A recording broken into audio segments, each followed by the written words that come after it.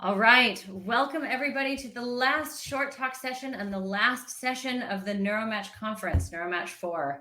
We've got 3 wonderful speakers for you, and then stick around at the very end. We'll have some fun stats for you to kind of close out and round out the conference.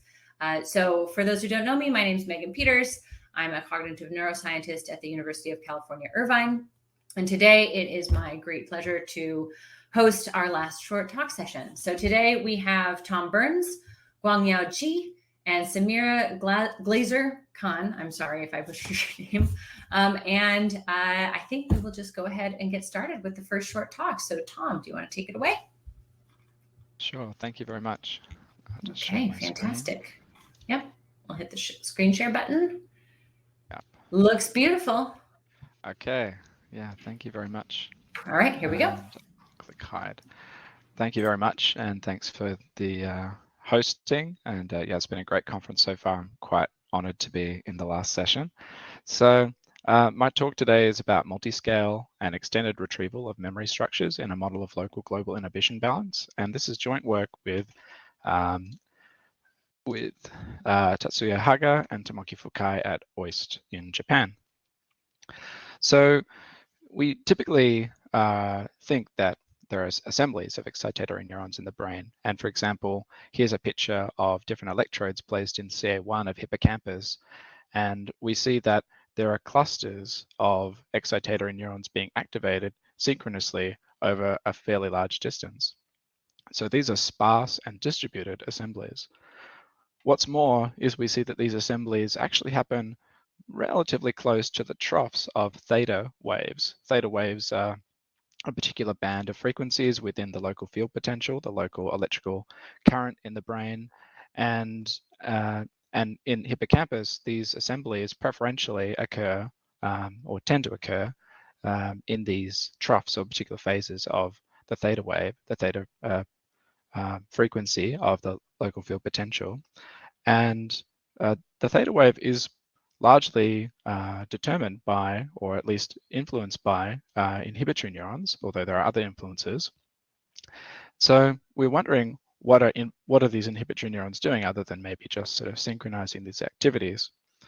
We're also wondering how does the association between assemblies get influenced by inhibition? So if we have one assembly here of excitatory neurons, let's say representing a lion, we might see that some of these neurons in the same assembly also represent, let's say, a leopard or a tiger. And the extent of overlap between these assemblies, or the neurons that make up those assemblies, we could think of as the degree of closeness between these two memory items. So these assemblies we can think of as a memory item, and how much they share or how much they have in common in terms of their neurons or connections, we can think of as their association or degree of association. But as I sort of referenced regarding the theta wave, what are the inhibitory neurons doing in all this? Well, a classic view is that there's a blanket of inhibition. So for example, we have some excitatory current onto some individual neuron, which is up here. And then we have some inhibitory current, which sort of cancels it out so that we have a net current here. This dashed line is the threshold for this neuron. And we can see that if we had only excitatory current coming to the cell, the spike train would be just constant for this neuron. But we don't want that. We want something which is actually giving us a signal. And so we balance it out with inhibition, and we get some net where it only broaches the threshold at certain points, and we only get spikes at certain times. So that's the classic view, that basically there's a balance overall between excitation and inhibition. But the emerging view is that there's a computational role as well. So there's many different lines of evidence for this, but I'll just point out one, and that is that if you look at pairs of neurons in close proximity, one excitatory and one inhibitory, you'll find that instantaneously, that is, there's no chance for any sort of feedback or interaction between these neurons, instantaneously they will exhibit some tuning which is similar. So for example, this excitatory and inhibitory neuron are experiencing the same excitatory postsynaptic potentials. Well, I wouldn't say exactly the same, but they're sort of similar in time and magnitude.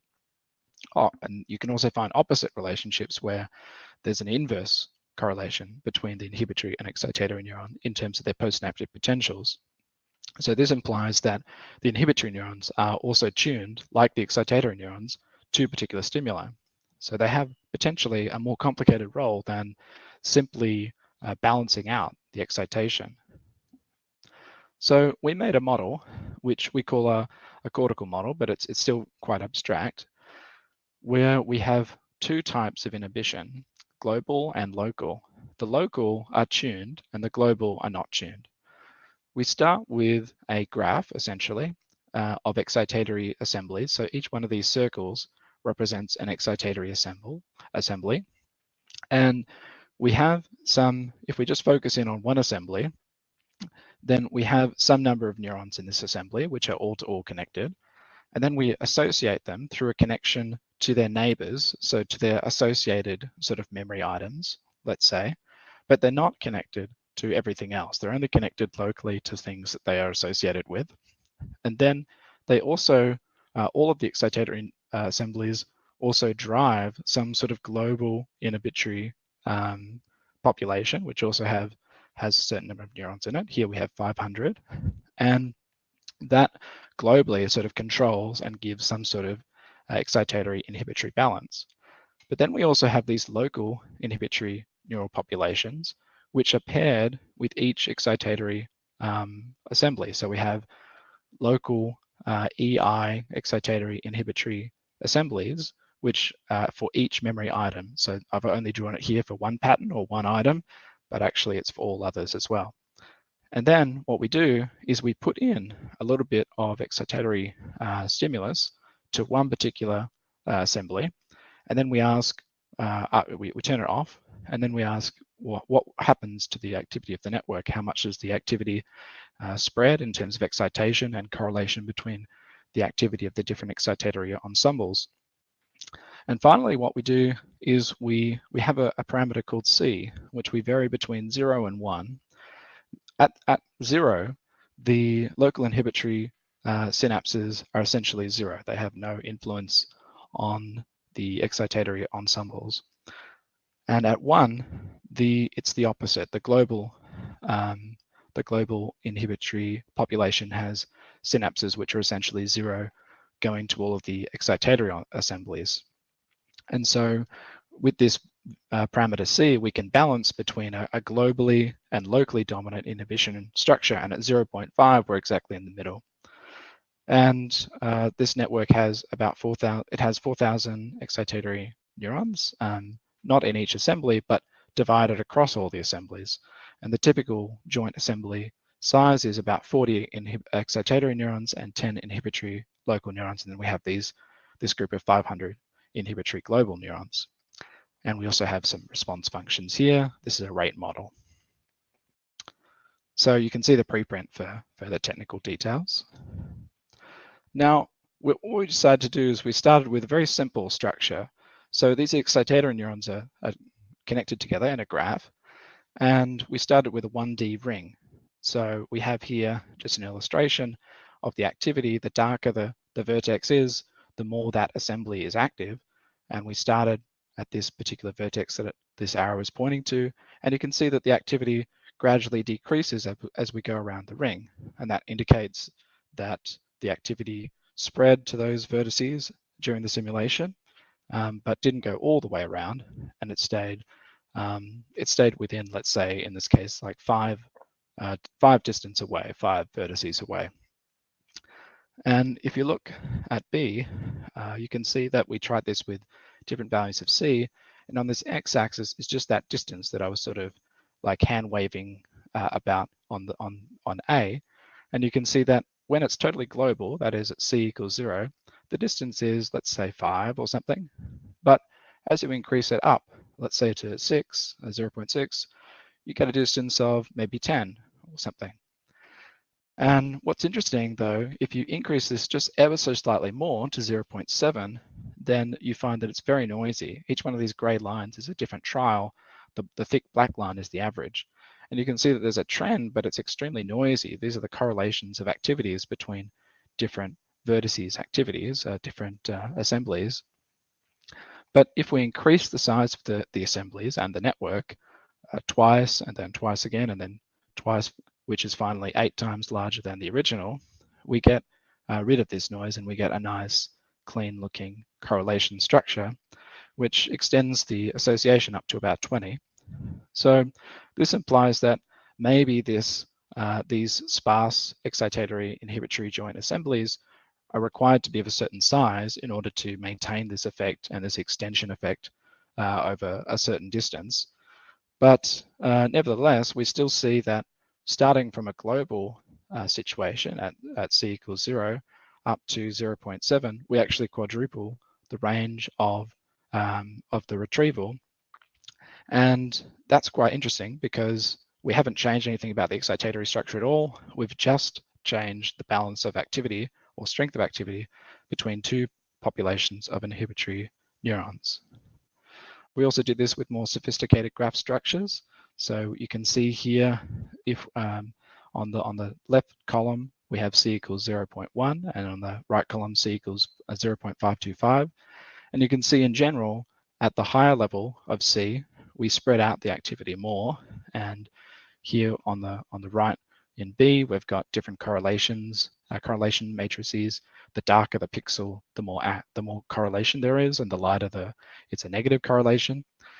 And you can see that for different structures or for different graphs, you can pick out different structures or different sort of clustering effects. And I won't go into all the details here. I encourage you to look at the paper, but it's very interesting if you look quite closely at some of these, that it's picking out very fine topological features at some levels, whereas it's looking more at global features at others. One particular example that fascinated me was the TUT graph. And the TUT graph is quite special because it has some interesting symmetries. Like, for example, it's 3 regular, meaning each vertex has 3 neighbors and only 3 neighbors. But it also doesn't have any path starting from a vertex and coming back to that vertex without crossing over extra paths. So it has this asymmetry, but also a strong symmetry. And that makes it interesting to pick this central vertex, because from this central vertex, if you activate that, you can go into 3 rooms, but which room do you choose to go into or become more associated with? How much do you spread the activity into those 3 different rooms is a bit like maybe how much do you explore or exploit different parts of the environment. And you can see in the more globally dominant case, we start in the initial part of the simulation, so this is at 61 to 80 milliseconds, we start exploring all 3 rooms, but quickly it goes into this winner takes all dynamic, and one of the rooms wins, and eventually that becomes strongly activated at the end of 500 milliseconds at the end of the simulation. Whereas when it's more locally dominant, we spread out the activity more at the beginning, and we actually maintain this all the way through, which is sort of like a winners share all dynamic. And so we speculate that there's this switching between local and global inhibitory activity scenarios, which might be actually useful behaviorally, for example, in exploiting or exploration. We also did some calculations on how much the activities in the model are relating to clustering, so topological features, or just pure geometric spread in these abstract graphs or arbitrary graphs. So that is a geometric value. And the closer these values are to 1, the more information is similar between the activities that we found in our simulation and the activities you would expect if it was purely looking at, say, topological information on this left column or geometric information on this right column. And you can see that in general, there's a mixture between both of these pieces of information, and it changes depending on what value of C you pick and what particular graph you're looking at. So in summary, local inhibition dominant states can extend the recall of sparse assemblies by 4-fold in a 1D ring memory structure. And local global inhibition balance varies the scale of topological and geometric focus on activity in sophisticated memory structures. The preprint for this paper is out now on bioRxiv. You can scan this QR code to look at it. You can also look at my Twitter, and also I'm job hunting in next year. So please contact me if you're interested. Thank you very much to my funders and co-authors and to Neuromatch. And thank you for your time. I will applaud on behalf of all of the audience. Thank you very much for this really interesting talk. We have time for at least one question here. So Chris Roselle is asking, does the type of inhibitory strategy, local versus global, impact how many inhibitory neurons are required? Wondering if one is more consistent with observed EI cell type ratios. So overall, the model maintains the same EI ratio in both global and local scenarios. And in general, I suppose you could say that, of course, there are more than two types of inhibitory types or connection types. So I would say that, yeah, potentially this balance is also balanced with other needs of inhibition or other computational demands. And so, but in general, yeah, the model maintains the same EI balance of about 4:1 or 5:1. Great, thanks. And one more quick question here. Emmanuel Tognoli, oh, I'm sorry, I butchered that name, is asking, does winner share all network with greater global coupling exhibit slower dynamics? Are there invariants across temporal scales, enlarging the time scale and global coupling case accordingly? So we didn't try different temporal scales in terms of the internal dynamics of the neurons, but you did observe there in one of the slides that the temporal dynamics of the change to a winner takes all scenario is quite quick compared to the winner shares all. So if you look, it's not shown in that particular plot, but the winner share all is a bit slower, and on the peripheries there's this sort of democratic debate about which one is going to win or something like that. So you can maybe see that in the supplementary of the paper. Fantastic. Thanks. Yeah. Thank you. All right. If there are no more questions, then right now, please also feel free to use the Discord channel to discuss this. As Brad said in the last session, that Discord server is not going away at the end of the conference, so please continue the conversation offline. Thanks very much.